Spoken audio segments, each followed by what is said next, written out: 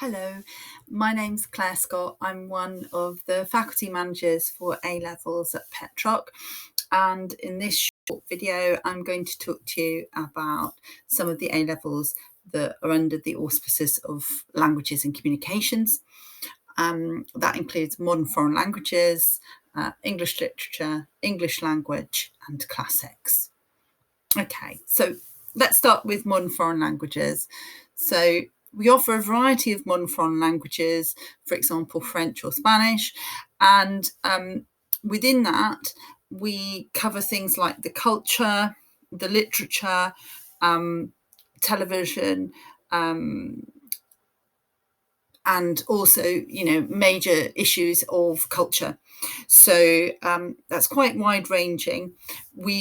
At this level, we look at translating both from the target language and from English, so vice versa.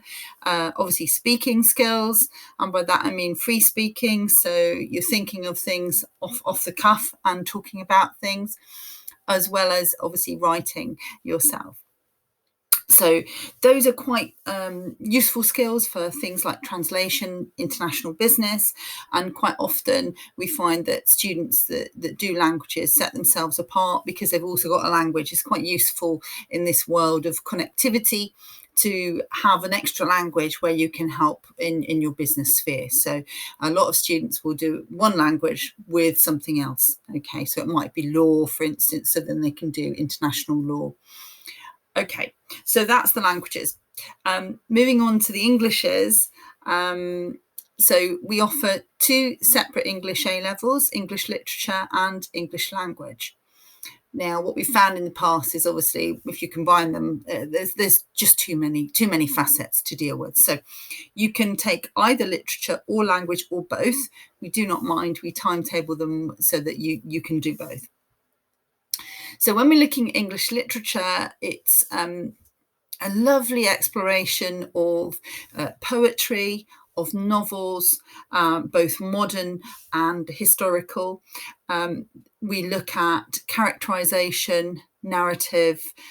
We also look at the pieces of work, be they plays or novels or poems, in terms of the context in which they're written. So when were they written? Why were they written? And also looking at them from a modern eye as well. So we'd look at critical theory. So with a feminist eye or a Marxist eye, we might look at those texts in a different way. So in UCAS and universities see English language as a facilitating subject. So they regard it very highly. So Russell Group universities, Oxbridge and so on, would regard it as a very good, solid subject because there's lots of analytical essay writing, there's lots of discussion. And to be honest, sometimes there isn't a right answer. You've got to build your case based on evidence and sort of make your points through there. English language, which is my subject, is of course amazing. It's not like at school, and I think that's really good. It's much more like learning linguistics. So we look at it as a science. How do we speak? Why do we speak? What pressures are on us? How is an author creating a bias, and why are they doing that? And that's often about the genre of the thing, the audience, the purpose. What are they trying to achieve? Sometimes it's a political angle, sometimes it's a personal angle. So we look at all of that, and you might be surprised to know that it goes quite well with something like psychology, because we're looking at the reasons behind people doing things. So, for instance, we would look at something like face theory. So, the face, the image that you produce, whether it be writing or speaking, you're trying to create an image. And so that allies a little bit with psychology. So it's quite a lot of, crossover. And in the second year, when we do child language acquisition, we look at a lot of theories to do with how people acquire language. And again, there's a lot of theory based on psychology there. So that one's quite an interesting one. Now, in both of those, there are pieces of coursework where you can, find something that you're really interested in. So in literature, you'll study one text, a novel. So for example, it might be something like Great Expectations by Charles Dickens.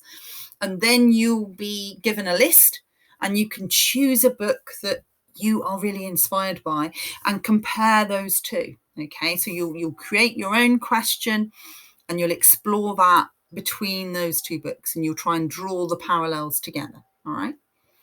In English language, you have an investigation to do. So with my help and with other teachers' help, you will, explore. It might be something to do with gender. It might be something to do with accent and dialect. It might be something to do with children learning language. You will explore that, get your own data. You'll also have a creative piece to do. Now that could be a story, it could be an article, it could be an information leaflet. Again, lots of room for you to create your own pieces with your own slant on things, something that you're interested in. So a speech that you want to write about a passionate subject, for example, like climate change or something like that. Okay, so that's the two Englishes.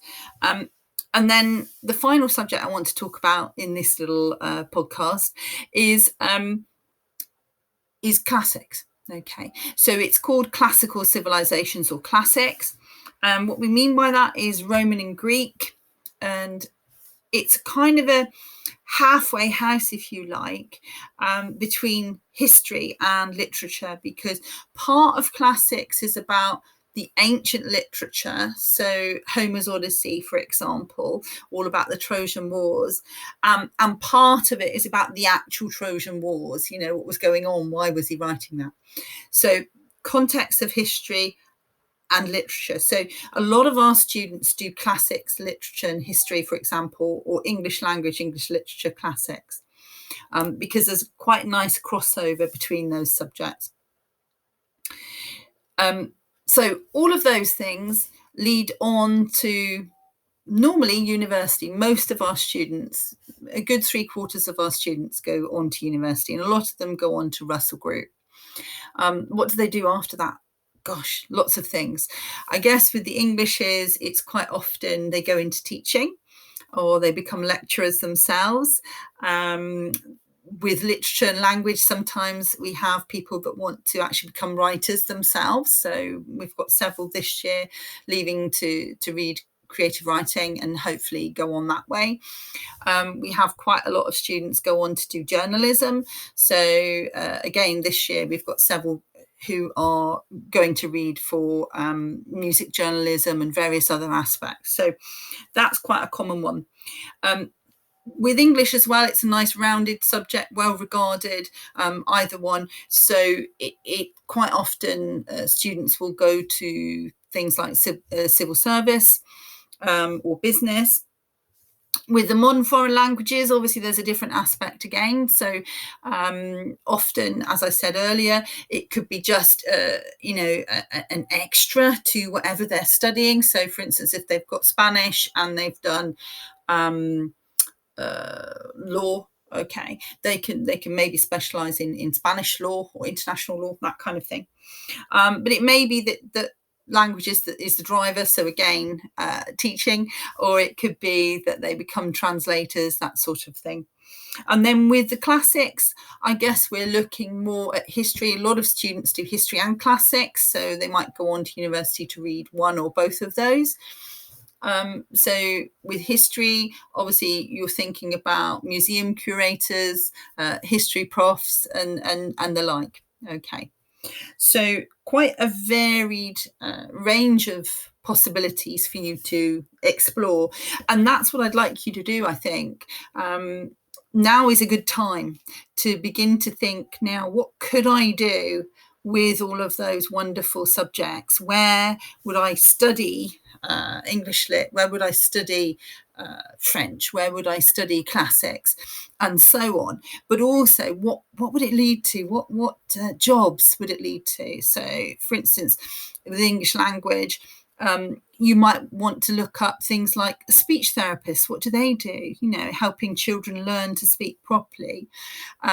Or a lexicographer, somebody that compiles dictionaries. If you're that kind of person, that might be just the job for you. So there are lots of little niche jobs that you probably haven't thought of. So go off and research those, and I'll look forward to meeting you in September.